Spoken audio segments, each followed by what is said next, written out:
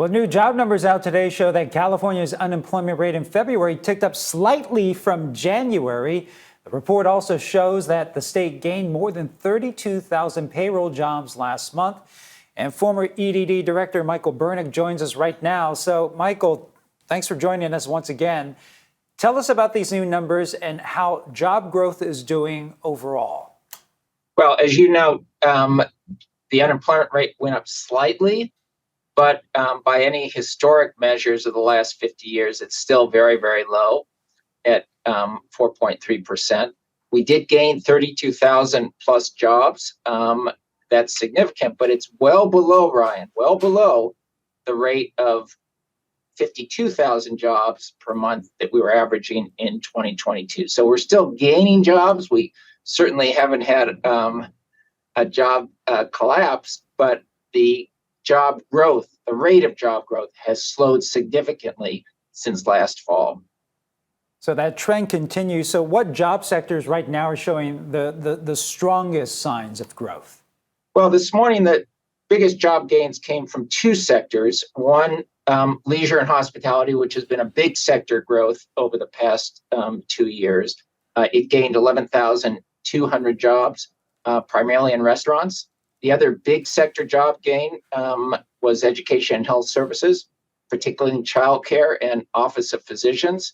So those two are the biggest job gainers, but virtually all the other sectors at least held firm. The one sector that actually lost jobs, only 2,700 jobs, but that lost jobs was information technology. And that was particularly with software publishing.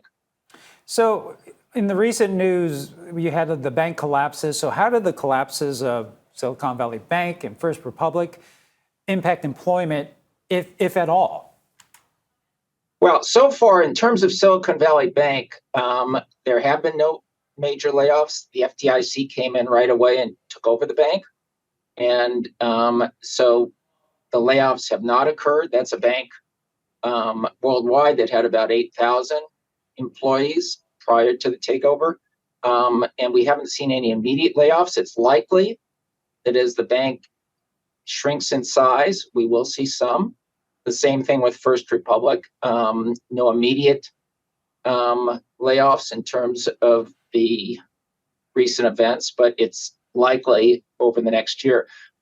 I think it also, though, Ryan, has to be put in perspective. We have about 100,000 workers directly in the banking industry in California. So if there are layoffs, or as there are layoffs in a couple banks, for the industry, across the industry, it's not a significant impact. Also, there's the question, though, of will there be any other banks impacted?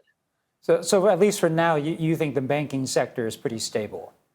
Yes, for now, given that we haven't seen other bank meltdowns occur, the sector in California employing, as I say, about 100,000 workers is stable. I think the bigger employment impact, Brian, is likely to come as we see, or if we see, the tightening of credit for other businesses. So far, we haven't, this bank collapse hasn't impacted other sectors, but as credit tightens, I think that's where we may see the major employment impacts.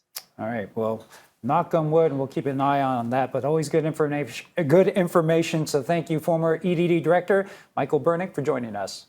Thank you.